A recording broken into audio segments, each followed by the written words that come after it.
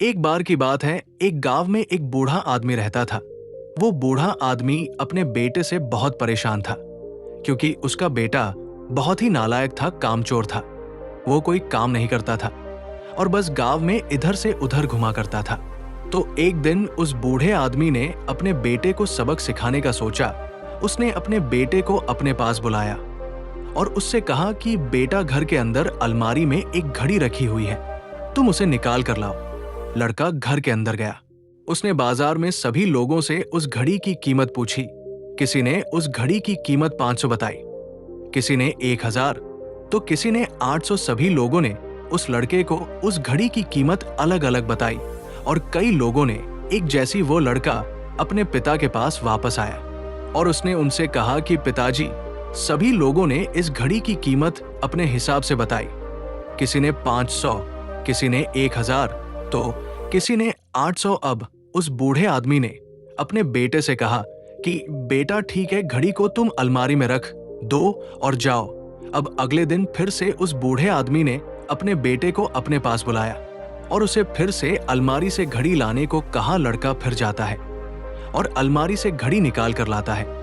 और अब उस बूढ़े आदमी ने अपने बेटे से कहा कि बेटा, जाओ और आज तुम इस घड़ी के अंदर जो समय चल रहा है उसकी कीमत पूछकर आओ। लड़के को समझ नहीं आ रहा था कि उसके पिताजी उससे क्या करवाना चाह रहे हैं।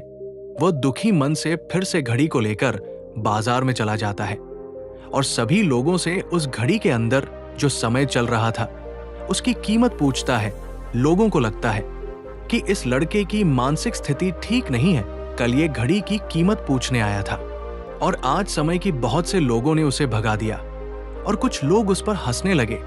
अब लड़का परेशान हो जाए और सोचता है कि ये मेरे साथ क्या हो रहा है। तभी वो आखिरी बार एक बूढ़े आदमी की दुकान पर जाता है। वो बूढ़ा आदमी बहुत व्यस्त था। वो लड़के का सवाल सुनते ही समझ गया कि लड़का उससे क्या पूछना चाह रहा है। उस बूढ़े आदमी ने अपना कुछ समय निकालकर लड़के से कहा, बेटा, ये जो समय है ना, जिसकी तुम कीमत पूछ रहे हो, इसकी कोई कीमत नहीं लगा सकता है। तुम करोड़ों रुपए देकर भी अपनी जिंदगी का 1 सेकंड वापस नहीं ला सकते हो। इसीलिए इस टाइम का सही उपयोग करो।